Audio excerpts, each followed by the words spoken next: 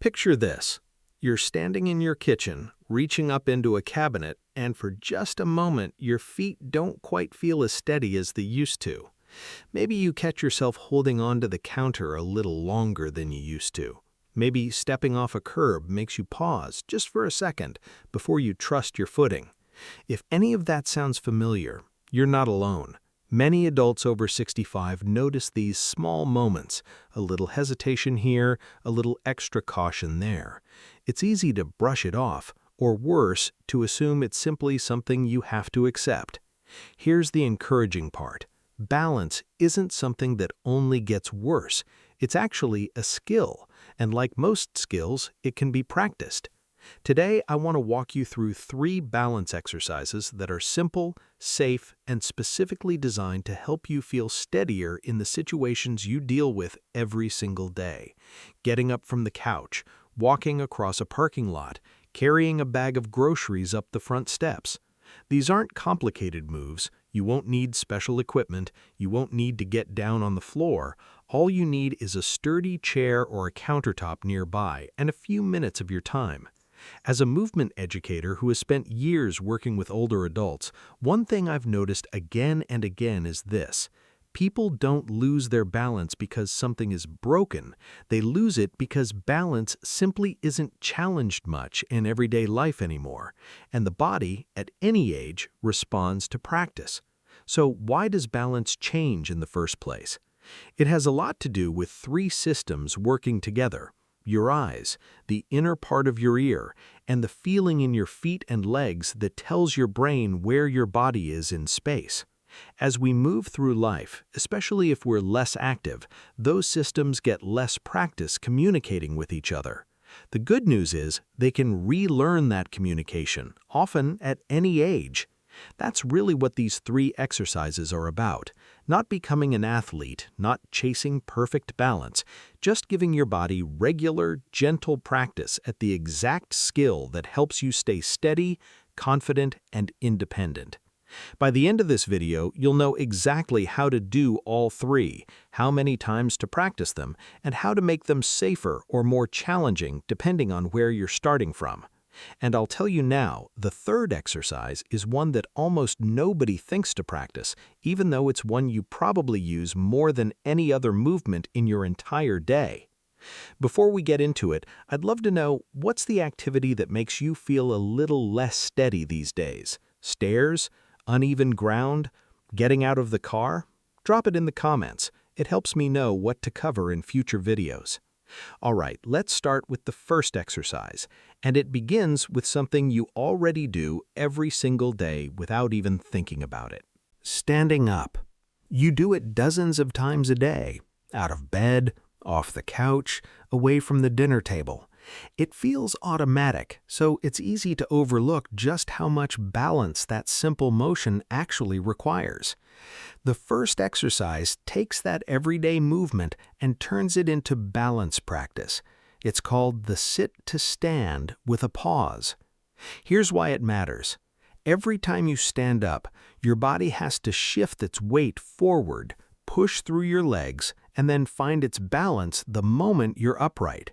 That instant right after standing, when you're fully vertical but not yet moving, is one of the most common times people feel a little wobble. This exercise trains exactly that moment. Let's walk through it together.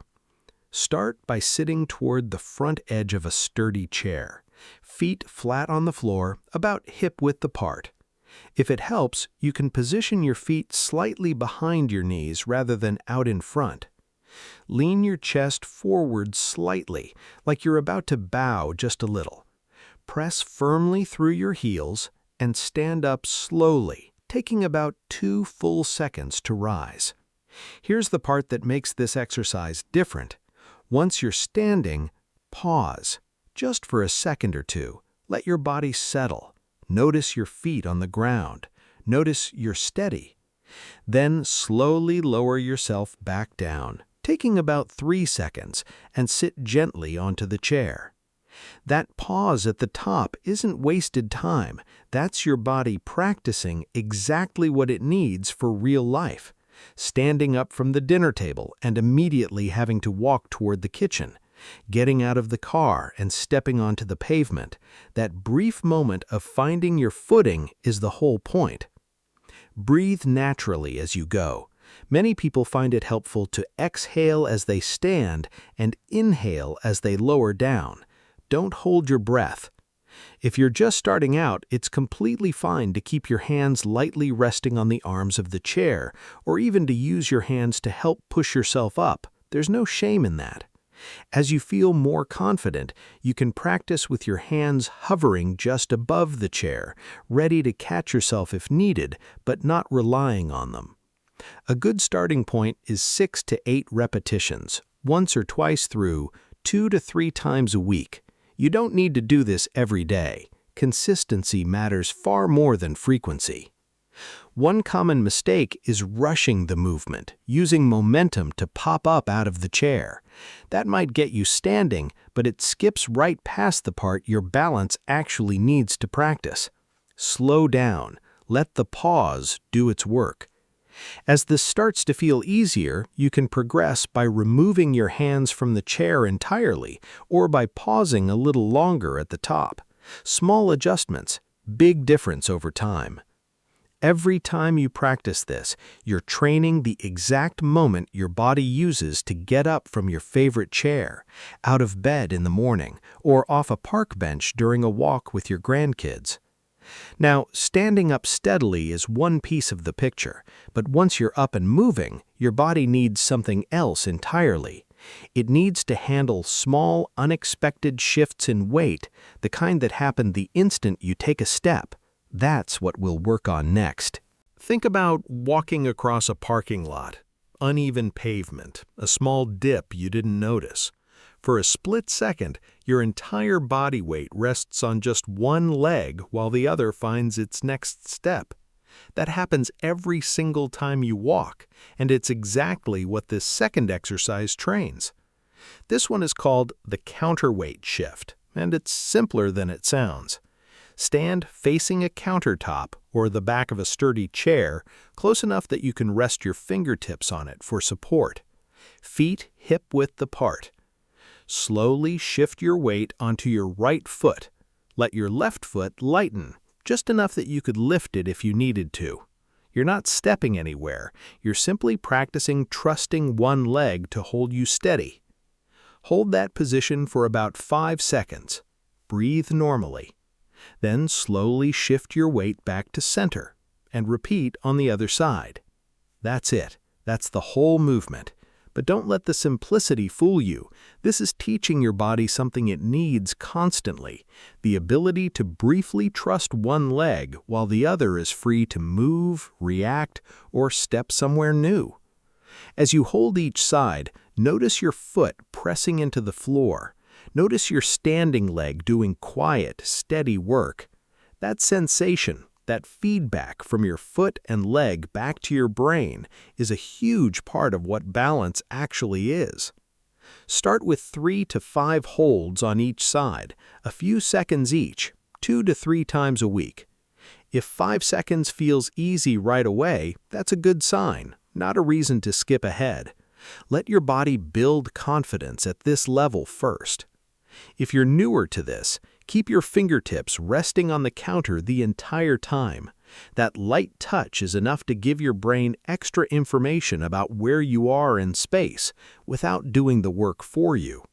As you progress, you can lighten that touch further, hovering your fingers just above the counter, only touching down if you actually need it. One thing people often do without realizing it is holding their breath during the hold. Keep breathing naturally. Tension doesn't create stability. Calm, controlled effort does. This is the same skill your body uses stepping over a garden hose, walking on grass that isn't quite level, or catching yourself gracefully if your foot lands a little differently than expected. You're not just standing on one leg, you're teaching your nervous system to handle the small, constant weight shifts that real walking demands.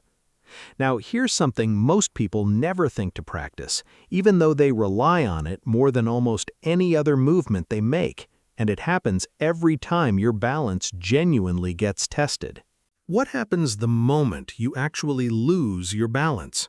Not standing still, not shifting weight slowly and carefully. The real moment, a small stumble, a misstep off a curb, a sudden gust of wind that catches you off guard. In that instant, your body needs to react quickly, take a step, and recover. And here's the truth. Most people never practice that reaction on purpose. They only experience it by accident, usually during a fall. That's exactly what the third exercise addresses. It's called the step and recover, and it trains your body's ability to catch itself.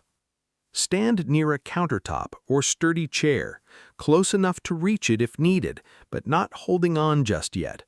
Slowly lean your weight forward, just slightly, like you're gently tipping toward your toes. At the point where you'd naturally need to catch yourself, take one controlled step forward with either foot and let that step catch your weight. Pause there. Feel your foot planted. Feel steady again. Then simply step back to your starting position.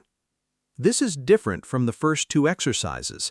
Instead of avoiding the wobble, you're intentionally creating a small, controlled one, and then practicing exactly what your body should do about it. Take a step, plant the foot, recover. Keep this movement small and controlled. This isn't about tipping dramatically or testing your limits. A slight lean is all it takes. If at any point this feels uncertain, keep one hand resting on the counter the entire time. That's not a lesser version of the exercise. That's simply the appropriate starting point for you right now. Start with just 3 to 5 slow repetitions, alternating which foot steps forward, once or twice a week. This exercise asks more of your nervous system than the first two, so a little goes a long way. Breathe naturally throughout. There's no need to rush the lean or the step. Slow and controlled is exactly what trains this skill properly. A common mistake here is leaning too far, trying to make the exercise feel more intense. More lean doesn't mean more benefit. The goal is a small, manageable shift, practiced with control, not a dramatic loss of balance. As this becomes familiar, you can progress by removing your hand from the counter or by closing your eyes briefly during the weight shift, which challenges your balance system even further. Only move to that level once the basic version feels comfortable and controlled. This is the exercise most people skip simply because it doesn't feel like traditional exercise. But think about it. This is precisely what your body needs the instant a real stumble happens. Not strength alone, not standing still. The ability to react, step, and recover safely. Every time you practice this, you're teaching your body a response that could someday make the difference between a small stumble and an actual fall. 3 exercises, each one training a different piece of the same puzzle. Standing steadily, trusting one leg at a time, and recovering quickly when something unexpected happens. Together, they cover far more of real life than most people realize. So, how do these 3 fit together, and where do you actually begin? Here's a simple way to think about it. Start with the sit to stand with a pause. That builds your foundation, the strength and control to rise steadily from any seated position. Once that feels comfortable, add the counter weight shift, which teaches your body to trust one leg at a time. And when you're ready, bring in the step and recover, which trains your ability to catch yourself if something unexpected happens. You don't need to master one before starting the next. Many people practice all 3 in the same short session, 2 to 3 times a week. What matters far more than the order is consistency. A realistic way to begin is this. Pick 2 or 3 days this week, set aside about 10 minutes, move through each exercise at your own pace, using support whenever you need it. That's genuinely enough to start. You don't need a special room, you don't need equipment, just a chair, a countertop, and a few quiet minutes. As the weeks go by, you'll likely notice small changes before big ones. Maybe you catch yourself less often on the stairs. Maybe standing up from a low chair feels a little more natural. Maybe stepping onto a curb doesn't require quite as much thought as it used to. Those small shifts matter. They're not small at all, really. They're your body relearning a skill it's had all along. If you're managing a joint condition, recovering from an injury, or dealing with ongoing balance concerns, it's always a good idea to check with your doctor or physical therapist before starting something new. They can help you tailor these movements to your specific situation. For most people, though, these 3 exercises offer a safe, gentle starting point. And if one particular movement feels too challenging right now, that's all right. Simply spend more time with the one before it and revisit the next one when you're ready. There's no timeline you need to follow. There's only your own steady progress. I want to leave you with this. Balance isn't about being perfect. It isn't about never wobbling again. It's about giving your body practice so that when life does throw you a small challenge, a crack in the sidewalk, a sudden gust of wind, an unexpected step, your body already knows what to do. You've spent your whole life trusting your legs to carry you. These few minutes each week are simply a way of returning that trust, a little at a time.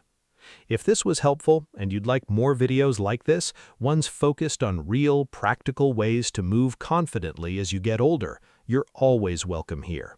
That's exactly what this channel is for.